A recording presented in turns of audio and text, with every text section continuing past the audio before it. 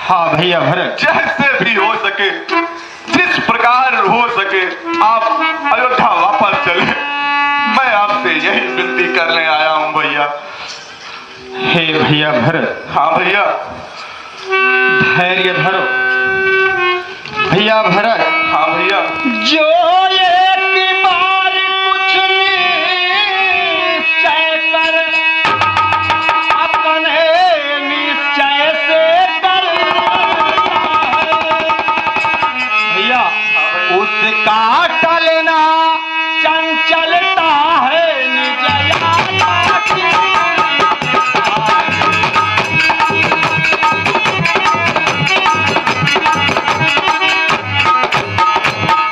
एक बार निश्चय कर लेने के बाद अगर उस पथ से कोई विचलित होता है, क्या उसकी आत्मा की दुर्बलता होती है भैया भरत। हाँ भैया।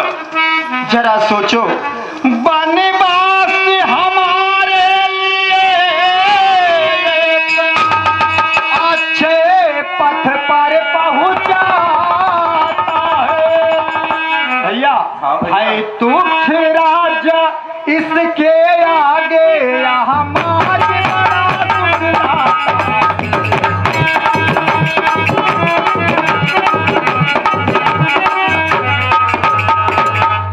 भैया। हाँ भैया। इस मार्ग में, इस वन में, इसके आगे अयोध्या का वह राज्य मेरे लिए बेकार है। इसलिए यह मार्ग मेरे लिए अच्छा है क्योंकि इसमें पिताजी का आदेश है और माताजी की इच्छा है। जहाँ पिताजी का आदेश और माता की इच्छा हो, उस बेटे के लिए कहीं भी जगह स्वर्ग से कम नहीं होता है। इसलिए हे भैया भरत। हाँ भैया। मुझे विवश ना करो और अयोध्या वापस लौट जाओ। हे भैया, जेठ भ्राता जी के होते छोटा न राज कर सकता है। यदि करता है तो है अधर्म, यह धर्म साथी आज्ञा है।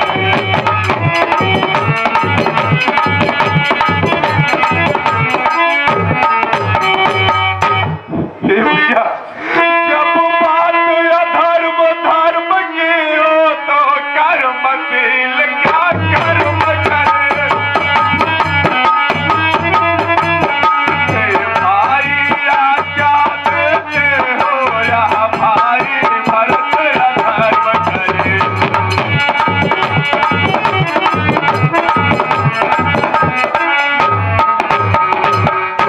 हे भैया, जब बात धर्म और अधर्म की हो तो कर्मशील प्राणी क्या कर सकता है। क्या आपकी यही आज्ञा है कि राम का छोटा भाई अधर्म करे। हे भैया भरत। हाँ भैया। जिस धर्म का पालन करने के लिए पिताजी ने अपने प्राण तक का प्राण न्यौछावर कर दिया, हम चारों भाइयों का इस समय क्या धर्म है। हे भैया, मैं तुम्हें अधर्म करने के लिए कभी नहीं कह सकता हूँ। भैया भरत, मैं कभी न दूंगा आज्ञा तुम पाप अनेक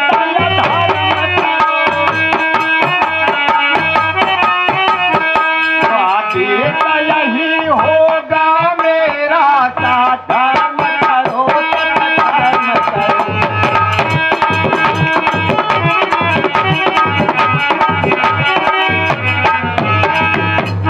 मैं तो यही कहूंगा कि हमेशा सत्कर्म करो और सद्धर्म करो भैया। परंतु मेरी यह बात ध्यान से सुनो। पितु माता की आज्ञा पालन बेटे का धर्म कहता है। यदि वह आज्ञा त्यागी जाए ताकि अधर्म कहलाता है।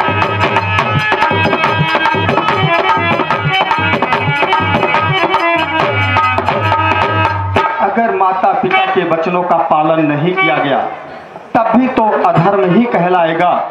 हे भैया भरत। हाँ भैया। जब प्रश्न अधर्म धर्म का है तो कर्मशील क्या कर्म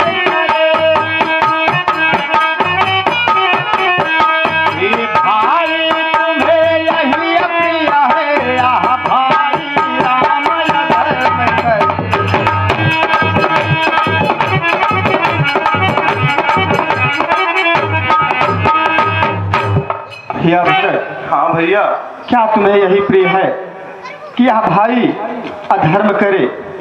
जरा सोचो, जिस पिताजी ने अपने वचन के लिए अपने प्राण त्याग दिए, अपने प्राण प्रिय बेटे का त्याग कर दिया, क्या हम सब भाइयों का यह धर्म नहीं कि उनके वचन का पालन करें, माता की इच्छा का अनुसरण करें? हे भैया, क्या उनके मृत्यु के पश्चात उनके उस वचन को झूठा प्रमाणित कर दें? नहीं भैया, इस समय हम चारों भाइयों का यही धर्म है कि हम अपने अपने कर्तव्य का पालन करें। पिताजी के वचन के अनुसार मैं 14 वर्ष के लिए इस वन में रहूंगा और माता जी की इच्छा के अनुसार तुम अयोध्या का राज सिंहासन करोगे। हे गुरुदेव, इस समय आप ही मेरा मार्गदर्शन करें गुरुदेव। हे पुत्र भरत। हाँ गुरुदेव। हे पुत्र राम। कहिए गुरुदेव। तुम दोनों के त्याग और प्रेम को देख के मैं विचार शून्य होता जा रहा हूँ। हे पुत्र। हाँ गुरुदेव। जो राम का विचार है वो अत्यंत उत्तम है। हे पुत्र भरत। हाँ गुरुदेव। 14 वर्ष रहे वन में तुम, 14 वर्ष